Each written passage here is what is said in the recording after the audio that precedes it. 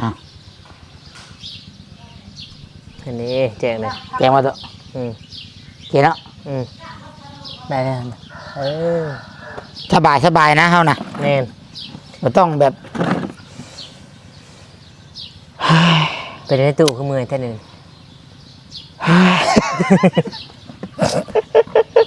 เอาต้องมาดก่อนเด้เราต้องมาดก่อนบ่ต้องมาดก่อนได้หน่อยนึง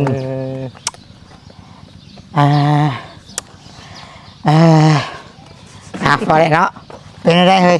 ดีมีแห้งบ่ดีมีแห้งอยู่เฮ้ยแต่ว่ามือน้อยนึงคันนี้มาเห็นหน้าซอยพ่อบ่นี่นะมากับลุยเลยดำหน้าโลก้าได้กะมาปุ๊บคำประตูคำอยู่นี่น้องมะนาวกับมีข้าวดีแล้วดอกนี่น้องคือว่าเอาเงินให้บ่หมื่นเท่าไรนะ1,000 กว่าบาทเสื้อผ้าชาบัวอีกเสื้อผ้าชาบัวอีกชาบัวแห้งได้บักใหญ่บักใหญ่เลยโตสับสีซักชาบัวเนาะสับสีซักสับสีได้เครื่องซักผ้านะแม่เพิ่นโตข้างเลขบ้านที่มีฮะเครื่องซักผ้าเพิ่นนะบ่แม่นบ่ได้ไปเยี่ยมแล้วแต่ถึงทั้งหลังเงินครัวอย่างเราแล้วบ่เฮ็ดแล้วบ่ยังอันนั้นว่าขุดคุมต่อแล้วยังบ่ได้ต่อไปบ่ยังบ่ได้ต่อเราเฮ็ดข้างหน้าสิเฮ็ดต่อทั้งหน้าโอ้แต่หั่นก็มันก็พอแห้งเลยเนาะโอ้โถเอาเพดานเข้าหั่นก็โอ้เห็นสิช่วยแล้วต่อข้างหน้าแต่งเสาซื่อแต่ข้างหลังยังอยู่แล้วน้องพี่น้องเอ้ยเนาะตอนแรกก็สิชวนเจ้าขึ้นไปแล้วเจ้าว่าขึ้นไปพูนค่อยไปอันนั้น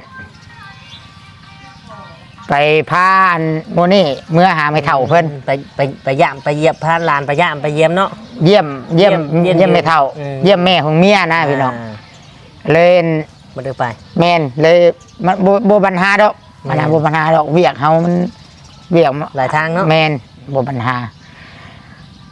เอาเงินให้น้องมะนาวแน่มานี่เนาะมอบเครื่องซักผ้าสบัวผู้ใหญ่ทางได้อันน้องมะนาวนะอันแม่ฮักนั่นบ่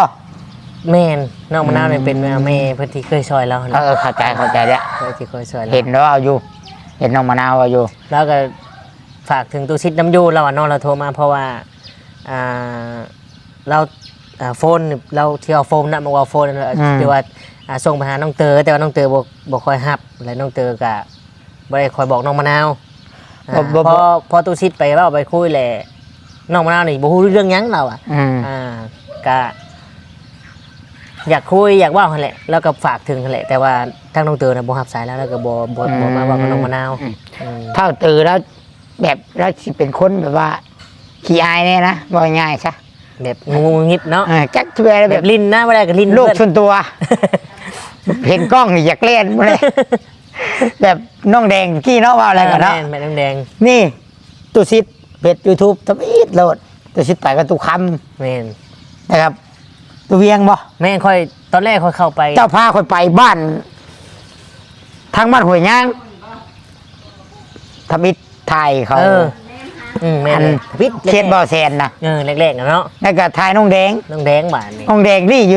ยู่ในเฮือนแกน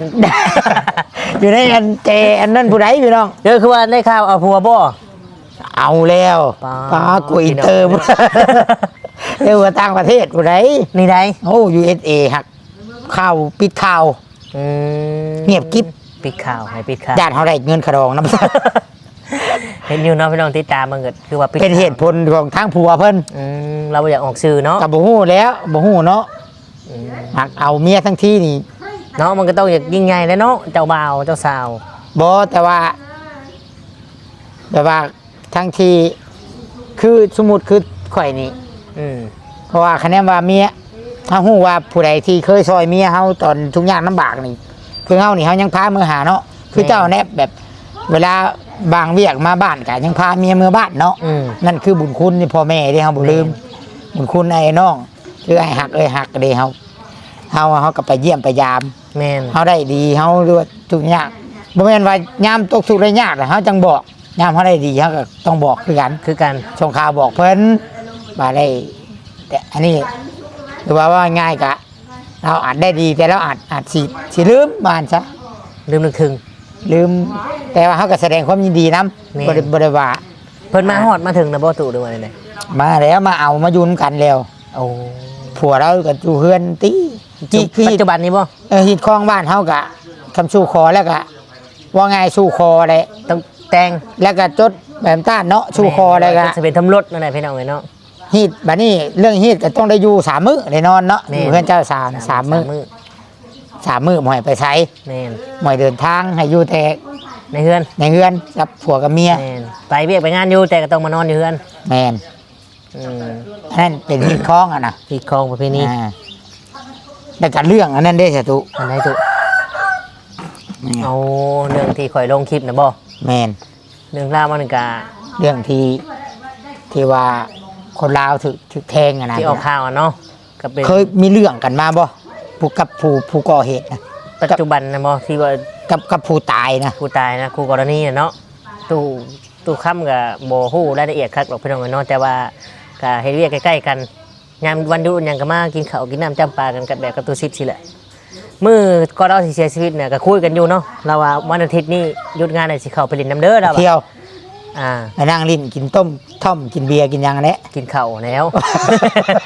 แบบชื่อเนื้อชื่อชีนมาลาบกินอะไรเนาะพี่น้องเอ้ยแบบวันอาทิตย์สิเข้าไปเล่นน้ำเราอะ ล้มกันอยู่ที่ ล้มกันอยู่นี่ ขอความนักยังอยู่เดี๋ยวนี้ ยั ก็ งอยู่ยังครบเสียง จะเป็นโล คร บบ บ่จะกล้าเปิดพังอยู่บ่ ก็แต่แรก หักบ่ได้ขึ้นย่านติ บ่ได้คือย่านออกมาพี่น้อง ว่าเอาหักแพงกันเนาะ แม่ไม่ได้คือรูโตนมีบาสงสาร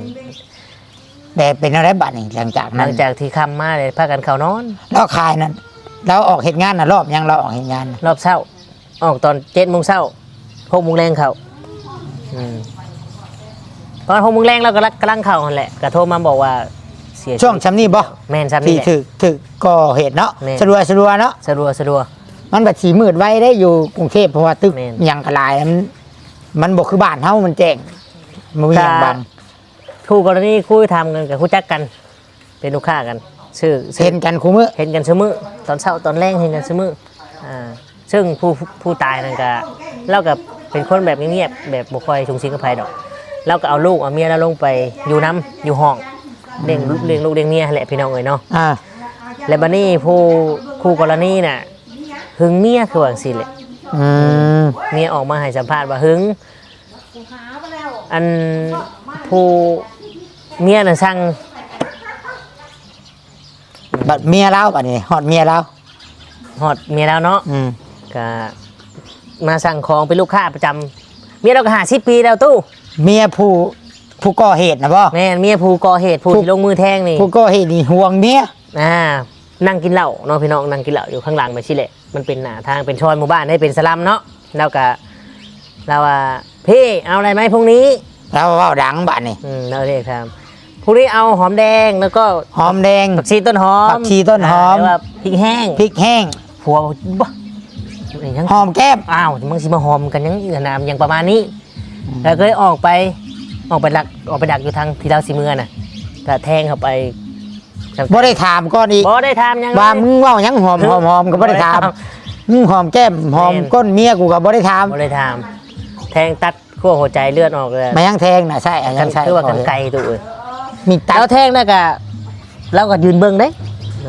ยืนเบิ่งเลยเห็นเราชุดแห้งบัดนี้เราชุดเดี๋ยวกล้าว่าเราไว้เอาเราขึ้นมาปั๊มหัวใจผู้แทงน่ะ แบบว่าลมโซบุ มาล้มชูวูบ แบบว่าก็บ่ได้คิดว่ายังบ่ได้ตั้งใจฆ่าหรอกมันบ่ได้แบบแทงผัดแทงถึงบอลตายบัด มาถึงจุดสำคัญเลย แล้วโตหัวใจได้บ่น่ะ หัวใจเลยตัดขั้วหัวใจเลือดออก ก็เลยจบชีวิตพี่น้องเลยเรื่องราวก็ประมาณนี้แหละหลังจากนั้นก็มีหลายช่องเนาะพี่น้องมาถ่ายมาอัปเดตมาอยากรู้เรื่องราวและ คือว่าออกฮอดช่องโทรทัศน์บ่ แม่น3 ช่องไปถ่าย สัมภาษณ์เมียเราเนาะ สัมภาษณ์เมียเรา เห็นตุกคำเซไม่เบิ่งเลยกะที่หลังจากเกิดเรื่องกะเห็นข่าวแล้วเรือนเพจเรือน YouTube ก็เห็นแล้วดอกข่าวนะ เห็นแม่นบ่ ก็น่าเศร้าอยู่ แม่นเศร้าพี่น้อง แต่เรื่องความทุกข์ยากจากบ้านเมืองไป แม่น แต่ว่า ยันชาติก่อนอาจสิเคย ไปเฮ็ดเขา ก่อ เนาะ เหตุก่อกรรม อยู่ กั นั่ น นแหละ กะสิวนเวียนไปซั่นแหละเนาะซั่นหน้าก็สิ เวียนว่ายแต่เกิด หรือว่าแนวใดเนาะหรือมันสิไปชุดมองใดเฮาก็บ่ฮู้แต่ว่าเรา ชุดน่ะคือมาเกิดตู้ เราบ่ได้เป็นคน บ่เกิด แบบว่า เป็นชุด เราผู้ตายนะเราบ่ได้เป็นคนแบบกระลอกกระแลกแมว บ่เป็นคนกระลอกกระแลกแล้วเมื่อหาเขตเฮือน แล้วเมื่อสงกรานต์นี่เมื่อปลุกเฮือนปลุกซานให้ มาปลูกเฮือนอยู่แล้ว อยู่แล้วแล้วทาศกทาสีเรียบร้อยเด็กก็เอาลูกลงไปน้ำบัดนี้เรื่องราวแล้วก็ สู่ชีวิตพอสมควรพี่น้องเอ้ยเนาะเรื่องราว อันนี้ยังเบิ่งข่าวเลยก็เป็นห่วง แม่น เป็นห่วงเชี่ยวพี่น้องเอ้ยเนาะโทรหาเพิ่นอยู่ให้เพิ่นระมัดระวังนั่นแหละว่าง่ายๆนะอยู่ไทยนี่เขาไปทำงานอยู่ไทยนี่พี่น้องอันนี้จากประสบการณ์ที่เคยไปอยู่นอกจากหนึ่งเข้าไปนะคนไทยนี่บอกเลยว่าส่วนหลายนะเป็นคนดี จิตใจดีเนาะ จิตใจดีและเขาเจ้าหน้าที่คือกันคำว่าสำใดสำหนึ่งนะ อนุโลม เพิ่นอนุโลมว่าง่ายๆแบบว่าเขาไปทำงานหรือว่าไปเฮ็ดนั่นเฮ็ดนี่ถ้าว่ามันบ่แม่นสิ่งที่ผิดกฎหมายหุ่นแฮงนั่นคันค่ายาบ่ ขาคนบ่ ฆ่าคนบ่ไปลักบ่ อืม หรือว่าไปมักคนนี่มักขี้ดื้อก็กวนไปแล้วบ่อยู่บ่มองแม่บ้านซะถือว่า เพิ่น เพิ่นสิบ่เอาไว้ จ้ะ แต่ว่าเจ้าหน้าที่ไทยนี่คันเฮาไปเด้คือยกตัวอย่างว่าคือทุกค่ำนี่ไปกะเราก็เฮ็ดงานของเราไปเลยกะค่ำแล้วก็เมื่อนอนบ่ได้ไปดึกไปเที่ยวบ่ได้ว่าไปตั้งวงดื่มเหล้าก็กวน บ่ อันบ่ไปว่าง่ายว่านี่คือจุดหมายจุดประสงค์คือ เฮาตัวพี่เฮาทุกข์ยากเฮาขาดเคินเฮาบ่มีบ่อนเฮ็ดบ่อนหาแล้วเฮาก็ไปพึ่งพาอาศัย บ้านเมืองเพิ่น บ้านเมืองหรือว่าประเทศไทยบ้านพี่เมืองน้องเฮาไปหาเงินหาคำนำเพิ่นเนี่ยเฮาก็อยู่บ่แม่ แม่น ทั้งตำรวจทั้งชาวบ้านประชาชนมันก็ฮักแพงเด้ ดีโดย แม่นบ่ แม่นดีคอยกันสำหรับ น้อยนักแต่เฮาสิไปเจอแบบบางทีเฮาไปเจออัน นอกจากว่าเฮาไปเจอแบบเฮาดวงซวย คืออ้ายตอนนั้นลูกป้านะตัวกว้างเด้ เอา ตอนนั้นคอยไปอยู่โรงงานไคลาเทอร์ เราอยู่ใช้สิเนี่ย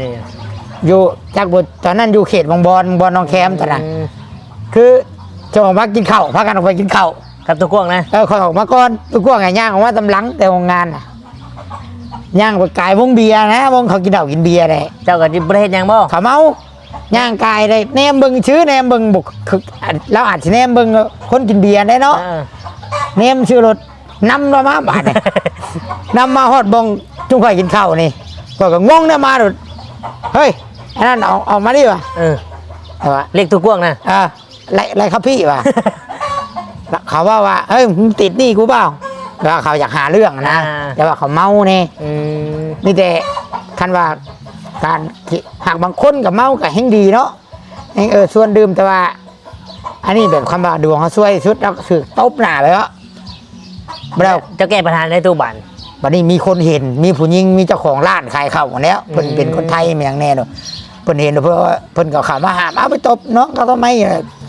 มันก็เลยพวกนั้นก็เลยปบไปบ้านเจ้าหน้าที่ตำรวจก็มาบ้านนี่ชายตรวจมาห้านเข่าเพิ่นก็ได้ยินบอกเพิ่นก็โทรเอาสายตรวจมาแล้วหลังจากเพิ่นยันมีเหตุก่อเหตุสายตรวจขี่รถใหญ่ๆเลย มาถึงกัน ช่อนมันมีรถกระบองทั้งหลังนะ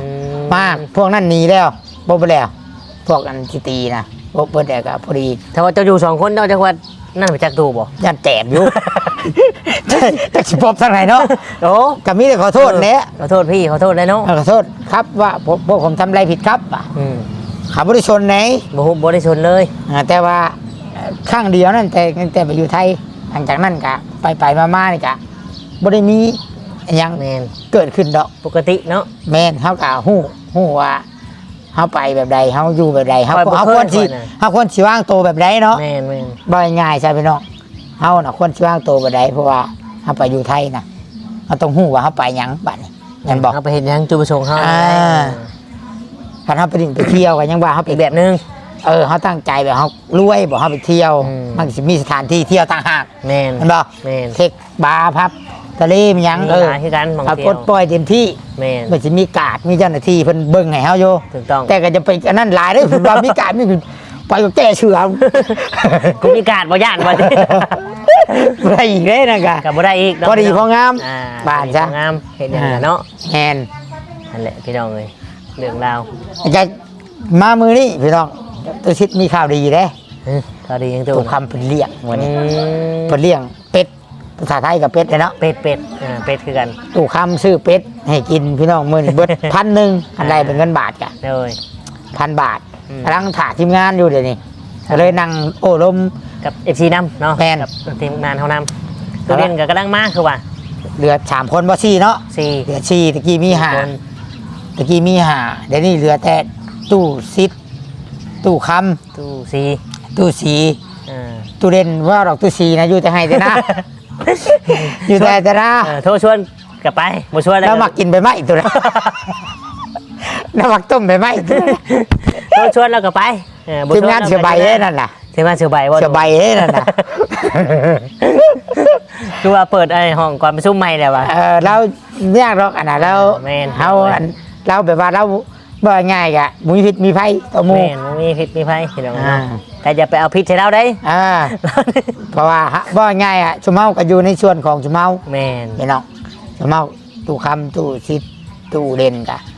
ตู้สีเฮาก็อยู่ในส่วนของเขาทีมงาน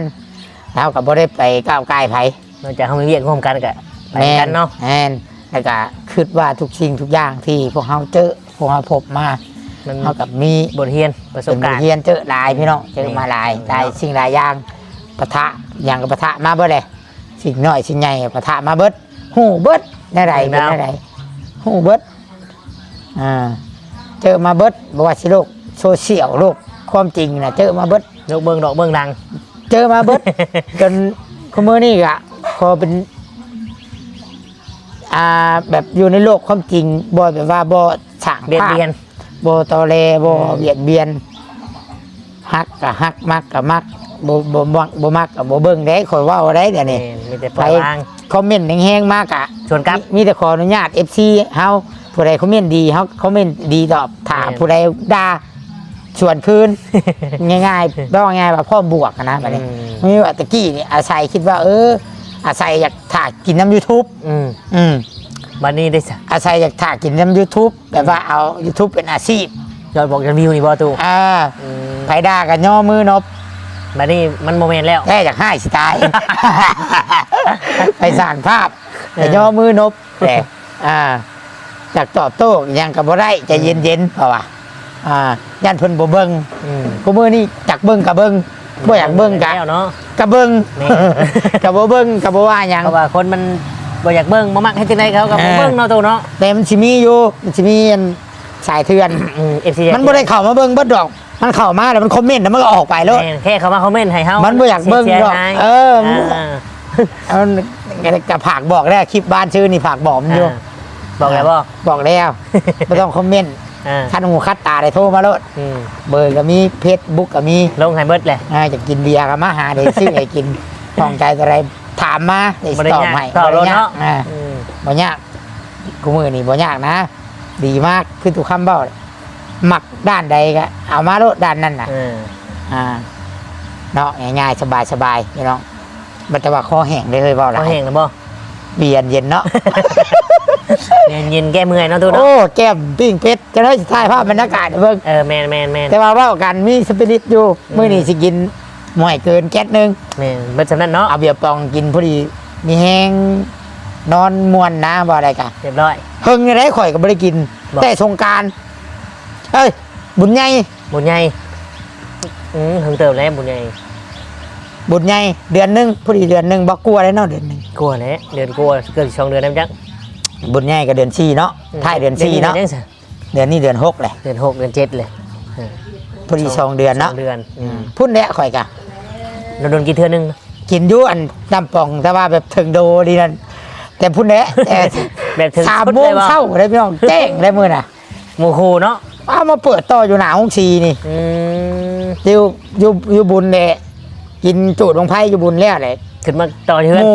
จังอยากม่วนอยู่ ยังบ่อยากเมื่อ ห บาด มู่ นี้ อยู่เซโนเนี่ยอยู่ ทางอื่นทางไกลนะเนาะ ทางไกลเนี่ยเพิ่นปีหนึงมีเท่านึงหมดว่ะ แม่น ก็เลยจัดเอาเครื่องดีเจมาลงให้เพิ่น เต็มที่แจ้ง เต็มที่ตุชิด รับ 12 โมงมานอน ต่อนอนหมู่ยองต่อตึม เดี๋ยวนี้ว่าตู่ อยู่หน้าห้องซี คักเลย 3 โมงเช้า 3 โมงเช้าตุชิดลุกเสียงตู้ตึมยังว่ากันเลิกรถลูกไปช่องเบิ่งคิดว่ายังพากันเต้นอยู่รถพากันนอนบ่แล้วเอาเปิดยังแค่ตู้เนี่ย ให้ตู้ พากันนั่ง คนใหม่ พากันอยากอันนอนน่ะมันยังม่วนอยู่กันเลยว่า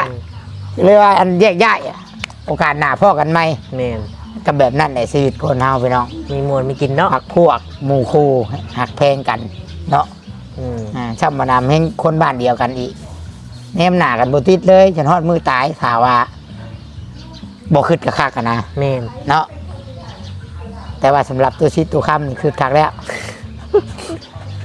เนาะ สิเป็นอะไรแหละเนาะ คือคักได้ละ ครั้งแรกสุดได้ละ ชุดแล้ว อืม ชุดแล้วชุดถึงที่ชุดได้แหละเนาะ แม่น มีเรื่องอย่างนี้ตัวค่ำสิเตือนตลอดเพราะว่าตัวค่ำนี่สิฮู้จัก แต่ละคนว่าเป็นอะไรนิสัยแบบใด เนาะพอหูอยู่สำนี่แหละพี่น้องเนาะ บอกเอาข้าวเนาะเดี๋ยวจะว่าใช้เทือนได้สิ นั่นอีกเนาะ เดี๋ยวจะหาได้มัน เดี๋ยว เจอ ชิปปิ้ง อันนี้มันเจอกันเอาอีกเลยเด้ เอาอีกแล้ว เลย บอกควันอีกแล้ว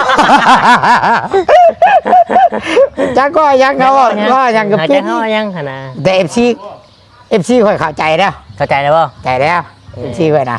คือกันนั่นแหละ FC จุมเฮานะสบาย โอ้โหนั่นแหละเนาะ บ่ต้องยังหรอกสบายเป็นตัวของตัวเองแล้วนะคนมายืนด่าเจ้าสิยอมไม่ด่าบ่ซะ โยโอ้โหต้นปลายสาเหตุเนาะ เอา เฮารถบ่ได้เฮ็ดหยังธรรมดาเฮากระโต คนอื่นมาอยู่แอด่ากับสิด่านํคนอื่นกูบ่ บ่ได้เลยเนาะ บ่ได้แล้ว อืม อ้าวเดี๋ยวชื่อเบียร์มาแซ่ก่อนพี่ ป น้อง ระมาณนี้เนาะ ประมาณนี้แล้วก็สิท้ายเดี๋ยวบัด บรรยากาศ บรรยากาศแบบแต่ละคนมาแล้วก็เนี้ยสิเอาเตามาปิ้ง เตา เท่ากับปิ้งอยู่หั่นแต่ว่าเอา ยกมา เอาเบียร์มาแซ่ อืม เท่ากับยกมานี่เนาะ แม่น ยกมาปิ้งอยู่นี่เนาะ เดินใกล้ปิ้ง ยกมาปิ้งอยู่นี่มันยังใกล้ ไม่ได้หรอกทีมงานเฮามีอยู่ เลือดแปลงกันแบบเขาเฮ็ดมาเรียบร้อย เรียบร้อยไม่ได้ปรุงปุ๊บ มีแต่เฮาเอามาแกะกินเลยว าง แมนเดี๋ยวหยุดกล้องไว้ก่อนประมาณนี้ โอเค เดี๋ยวเจอกันตู้ก็มีน่ะเขาเปิดให้พังเลย ไม่ นะ ต้องเปิดเลยครับ ได้ยินจ้ะตึม ดื่มสบายเลยเนาะเฮ้ยโอเคพี่น้อง น้ำเช่าคืออย่างไร นี่ทุกคน กินเฉยดูไว้บัดนี้ แกะเลยเขาก็ยังแกะนี่เบียร์ลาวนี่พี่น้องเบียร์ของคนจริงใจเป้าแซ่บๆเด้อ เจ็บไหม กับทุกคำมือนี่ อ้าว ชนชุย นี่เจาะ นี่ป่ะเป็นยังไง ฟังเสียง เย็นเนาะ แจ้งกันได้3 โมงแล้วนั่นถ้ากันอยู่ยังก็เรียกแท้ในใกล้คันแล้วฮะ ใช้ แอง 6 โมงแรกใช่กันอยู่ แจ้งเลยใช้ นี่มันใกล้คัน ประมาณนี้เด้อทุกคนนี่บรรยากาศเนาะ บรรยากาศ การย่างโยนตีชามมาได้นี่นะ บ้านเมือง ใกล้คัน นี่กำลังชิปปิ้งเป็ดนี่ปิ้งเป็ด ชามมุ่งข้าวฟักกับปิ้งเป็ดเสือเนาะ ปิ้งเป็ดมีเลือดแปลงพร้อมได้นี่นี่มาทุกคนประมาณนี้อยู่ดีมีแห้งอ่ะให้เบิ่งหน่อยหนึงเพราะจะได้อยากกินเบียร์ลาวน้ำ อยู่กับช่างนี่ห่วงปักฟืนลูกไฟครบแบดเบิร์ด ต่อได้เบิด แบดเบิร์ด ใกล้จะโดนก้อนแล้วพวกนี้ เมื่อคืนนี่ร้องเพลงเมื่อคืนนี่ เอาประมาณนี้พี่น้องอีกมีแห้ง